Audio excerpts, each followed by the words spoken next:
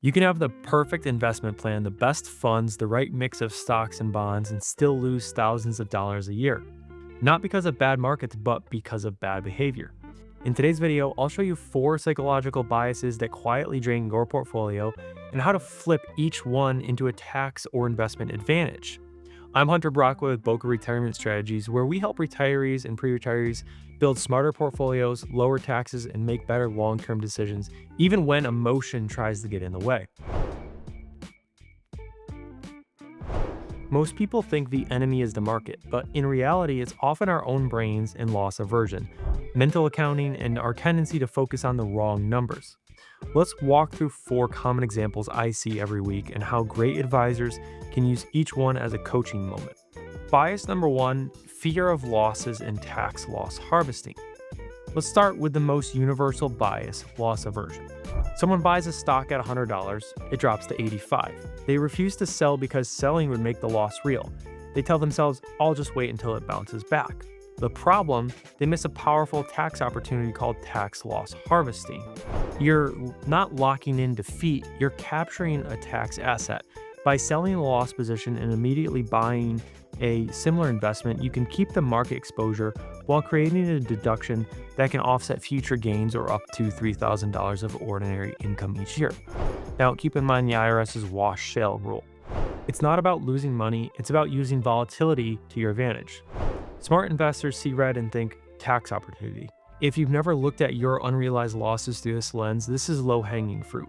Bias number 2. Here's another big one, the pain of paying taxes now. Roth conversions are a perfect example. Converting from traditional IRA to Roth means paying taxes today to enjoy tax-free growth for the rest of your life. But many people can't get past the emotional hurdle of writing that check to the IRS. It feels like a guaranteed loss today, even though, mathematically, it could mean hundreds of thousands of dollars in lifetime tax savings. Advisors see this all the time. Clients want long-term benefit, but they freeze at the short-term pain. The key is reframing. Show what that same money could have owed in taxes 20 years from now if left in a traditional IRA. When you quantify the long-term benefit, the temporary pain becomes a strategic investment. Today's video got you thinking about your own retirement planning. I'd like to offer you something to help you see the bigger picture. We've created a tax-smart, comprehensive retirement workbook for pre-retirees and retirees.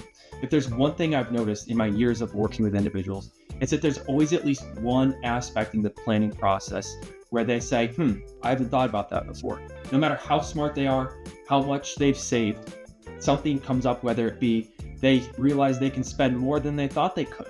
They realize their tax bill is going to be higher in retirement.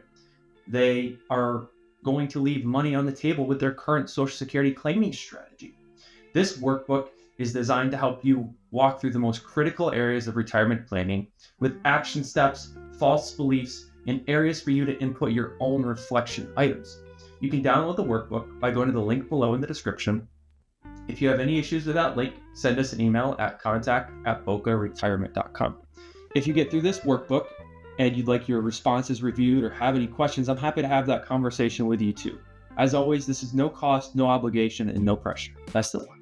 Bias number 3, gross versus net return fallacy. I'll see high-income investors avoid municipal bonds because they only yield 3%, but when they're comparing that 3% tax-free return to a 5% taxable bond, once you factor in taxes, that 3% in the muni could actually be the better deal. This bias happens because we're trained to look at gross returns instead of net returns. And when taxes matter, and they always do, it's the net that counts. If you're in a high tax bracket and holding bonds in a taxable account, make sure you're comparing apples to after-tax apples. Bias number 4, silo thinking. The 4th bias shows up when people compare accounts instead of portfolios. They'll ask, why is my IRA performing worse than my taxable account? Here's why. We don't design each account to perform equally. We design them to perform efficiently. The IRA is often filled with bonds, slower growth, but tax-deferred income. The taxable accounts hold stocks, more growth, long-term capital gains, and step up at death. The Roth gets most aggressive assets, things that should compound for decades tax-free. When you combine those, the total after-tax portfolio return is higher, even if one account looks weaker. Once individuals understand this, they stop comparing accounts and start judging success by total net worth growth. The most effective investors and advisors aren't math experts, they're behavior coaches. Mastering behavioral biases like loss aversion, tax pain, and silo thinking can easily add more value than picking the best fund. Because often the difference between a good plan and a great one is whether emotion got in the way. If you want a simple guide that breaks down these behavioral traps and shows you how to turn each one into a strategy, download our free Tax Smart Retirement Workbook in the description below. I'm Hunter Brockway with Boca Retirement Strategies. Enjoy your successful retirement with more money, less stress, and fewer taxes.